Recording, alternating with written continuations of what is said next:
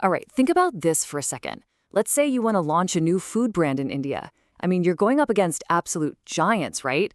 We're talking Nestlé, Heinz, Kissan. These are names that have been in our kitchens forever.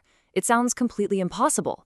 Well, today, we're going to break down the story of a company that actually pulled it off.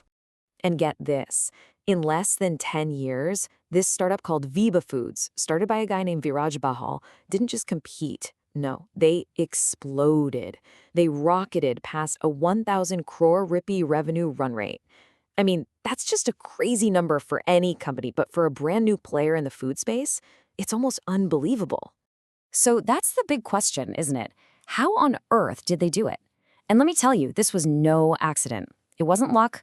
The answer lies in this really clever, kind of backwards playbook built on some smart strategy, amazing distribution, and really understanding what Indian consumers want.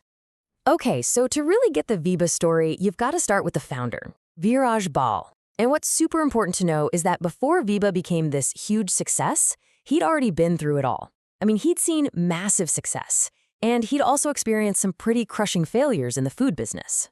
So check this out. Back in 2008, his family's business, Fun Foods, which was super successful, got sold.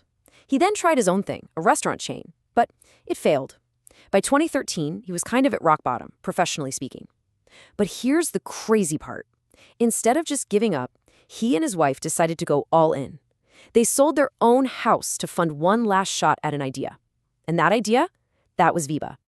All right, now this is where things get really smart. You know how most brands are just clawing their way to get on a supermarket shelf? Veeba did the complete opposite. They decided to build their empire quietly, behind the scenes, where you and I couldn't even see them. It was this awesome two-step plan. Step one, they went B2B. What does that mean? They started supplying all the sauces and dips to huge fast food chains. Think Domino's, Pizza Hut, Burger King. This was just a brilliant move. It gave them huge volumes right away, a steady stream of money, and a ton of credibility. Then, and only then, came step two. Once they had that solid foundation, they finally launched the Veeba brand for us, the regular shoppers. And here's the absolute genius of it all. Millions of us had already tasted their sauces in our pizzas and burgers, and we already loved them. We just didn't know it was Veeba. So yeah, that B2B start was super smart. But the real secret weapon, the thing that truly powered Veeba's insane growth, it all comes down to one word: distribution. You have to understand, in the Indian food market, you can have the best product in the universe, but if it's not on that store shelf, it might as well not exist. And this chart tells such a cool story. Just look at that huge chunk, 70%. That's general trade. We're talking about the millions of little Kirana stores, the neighborhood shops that are everywhere in India. And remember that B2B business that got them started? It's now just a tiny 5% of their sales. This shows you they didn't just play the game, they went out and mastered the single toughest and most important part of Indian retail. And this quote from the founder, Viraj Bahl, really says it all. GT is where real India shops. It's like their guiding principle. This obsession with general trade is what makes Veeba so different from all these new age brands that are just focused on selling online.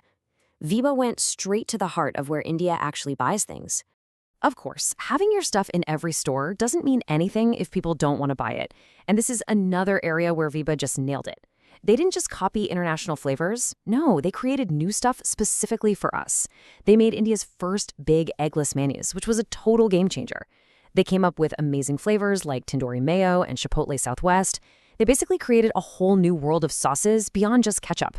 And now they have over 80 products. They made a boring category super exciting. Okay, so let's recap.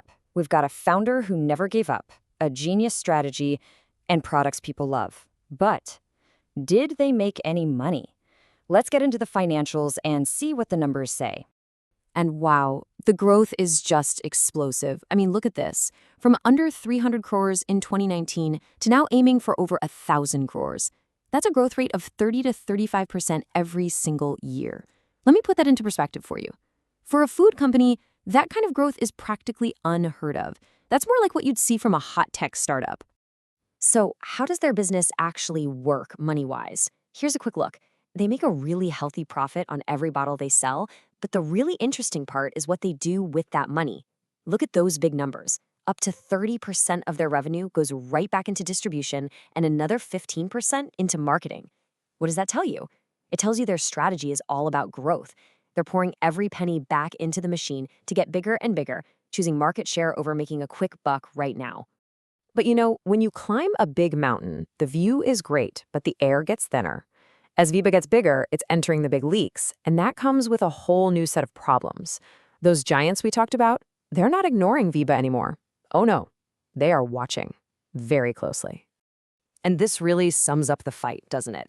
Veeba's strength is that it's fast, it's innovative, and it's really good at creating these new categories. The big guys, on the other hand, they've been dominant for decades in the classic sauces, and they are everywhere. So the big question for the future is, can the new kid on the block keep outsmarting the old guard? So the challenges ahead are pretty clear. The competition is only going to get tougher. People are starting to look for healthier options, which might be a problem for sauces. And that huge distribution network, it's expensive to maintain. But maybe the biggest question of all is this. Can Veeba go from being the sauce company to a massive food company with lots of different brands? That's the next big step.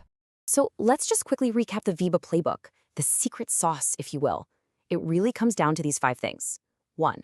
Start with B2B to build a strong base. 2.